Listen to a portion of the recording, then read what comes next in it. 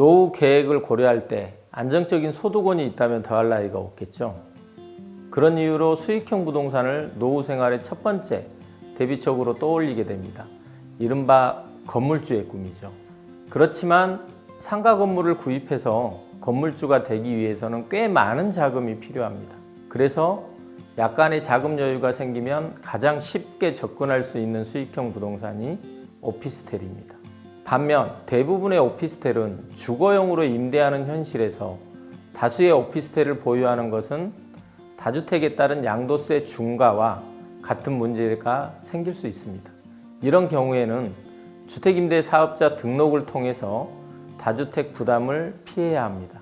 비록 10년이라는 의무 임대 기간이 있지만 지난 7월 10일 부동산 대책을 통해 사라진 아파트 주택임대차 사업 제도와 달리 오피스텔은 아직도 다양한 양도세 중과 배제, 양도 차익 공제, 소득세 감면 등 세제 혜택이 유지되고 있기 때문입니다. 거주와 임대소득 두 마리 토끼를 모두 잡고 싶다면 다가구 주택은 매력적인 수익형 부동산이 될 수 있습니다. 특히 다가구 주택 전체를 1주택으로 본다는 점도 매력적입니다. 다가구와 비슷한 다세대 주택은 아파트나 오피스텔처럼 별도로 등기된 호실마다 각각 주택수로 카운트 된다는 점은 유의하셔야 합니다. 과거 주택 임대의 경우 대부분 과세가 되지 않았지만 향후에는 임대소득에 대해서 세금을 내야 한다는 점도 감안하고 투자에 임하셔야 합니다. 내년 6월부터는 전월세 신고제가 시행되기 때문에 이제는 더 이상 주택 전월세 소득에 대해서 세금 회피가 불가능해지기 때문입니다. 하지만 다가구 또한 주택 임대사업자 등록이 가능하기 때문에 세금 부담은 그리 크지 않습니다. 다가구 주택에 투자할 때 어떤 것을 유의해야 할까요? 임대업, 특히 주택 임대업은 손이 많이 가는 비즈니스 중에 하나입니다. 세입자들이 거주하면서 발생하는 다양한 문제들 때문인데요. 요즘은 그런 번거로움을 피하고자 공인중개사에게 관리를 맡기기도 하죠. 이때는 임대차 계약과 월세 수입의 관리는 직접 하실 것을 추천드립니다. 부동산 중개업소를 통해 보증금 횡령 사건이 발생하기도 하는데 이 경우 임대인도 책임을 피하기 쉽지 않기 때문입니다. 직접 관리하기도 힘들고 편안하게 월세 수입을 얻고 싶다면 리츠 상품에 관심을 가져볼 것을 추천합니다.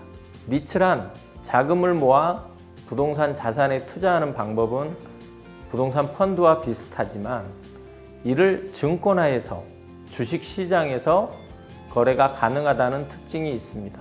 간단히 말해 여럿이 돈을 모아서 부동산을 사는데 직접 사는 것이 아니라 그 돈으로 리츠 회사를 세우고 그 회사가 부동산에 투자하는 방식입니다. 그리고 투자자는 그 리츠 회사의 지분을 보유하고 배당금도 받고 필요할 땐 지분을 매각할 수도 있습니다. 리츠의 가장 큰 장점은 소액으로 대형 부동산에 투자할 수 있다는 점인데요. 이른바 커피 한 잔 값으로도 부동산에 투자할 수 있다는 것이죠. 그리고 안정적인 배당과 주식처럼 매각이 가능해서 황금성이 보완된다는 점입니다. 정확히는 수익형 부동산이라기보다는 간접 투자 상품 중 하나지만 월세처럼 수익이 발생한다는 점에서 같이 분류해 봤습니다. 안정적인 배당 수익은 은퇴자의 노후 자금으로 유용하게 활용될 수 있을 것인데요. 실제로 리츠가 발달한 미국, 일본 등에서 리츠가 은퇴자들을 위한 금융상품으로 많은 역할을 하고 있는 것을 봤을 때 급격히 고령화가 진행되고 있는 우리나라에서도 성장 가능성이 매우 크다고 예상됩니다. 그렇다면 왜 이렇게 좋은 상품이 도입된 지 20년이 되도록 활성화가 되지 않았을까요? 가장 큰 이유는 도입 초기 발생했던 자기관리 리츠들의 부실로 인해 위험한 상품이라는 인식이 팽배했기 때문입니다. 그렇지만 한 번쯤 들어보셨을 신한 알파 리츠처럼 대형 리츠 상품이 작년부터 지속적으로 출시되고 있기 때문에 향후 2, 3년 내에 리츠 시장은 급격히 성장할 것입니다. 리스크가 적은 안정적인 수익을 원하신다면 지금부터라도 리츠에 관심을 가져야 합니다. 지금까지 은퇴자들을 위한 부동산 이야기를 4가지 정도 주제로 진행을 했는데요. 이런 부분들을 좀 참고하셔서 좀 풍요로운 은퇴 생활이 되시기를 기원드리겠습니다.